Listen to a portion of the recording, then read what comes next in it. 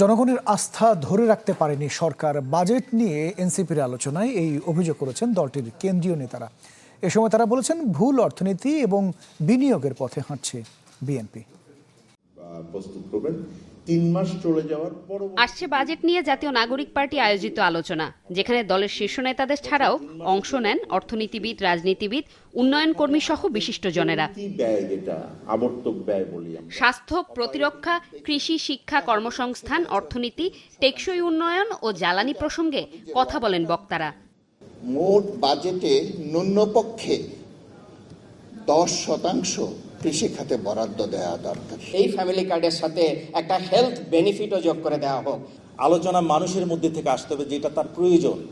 আপনার বাজেট এমন একটা জিনিস যেটা সবার জন্য প্রয়োজন। এনার্জির অবস্থা এখন এমন যে অনেক শিল্প তারা পয়সা দিয়েও এনার্জি পাচ্ছে না।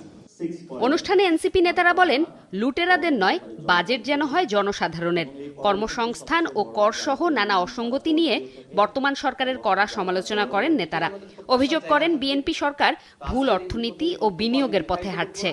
কোনোভাবেই এই বাজেট যেন লুটেরাদের বাজেট না হয়, সে বাজেট যেন সাধারণ জনগণের বাজেট হয়, এটাই আমাদের প্রত্যাশার জায়গা থাকবে।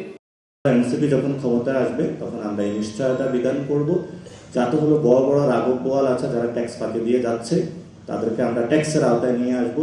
24 পরবর্তী বাংলাদেশে প্রয়োজন হলে ওই পুরাতন বন্দোবস্তের বিরুদ্ধে আমাদের আবার লড়াই হবে, আবার সংগ্রাম হবে, কিন্তু আমাদের মুক্তি আমাদের নিশ্চিত করে ঘরে ফিরতে হবে।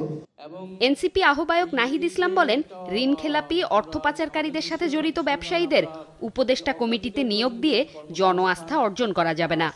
বর্তমান সরকারের যে পরিস্থিতি, মনে হচ্ছে যে এই সরকারের এসালম কি হবে, এই সরকারের সালমান এফ রহমান কি হবে, এইটার একটা প্রতিযোগিতা শুরু হয়েছে।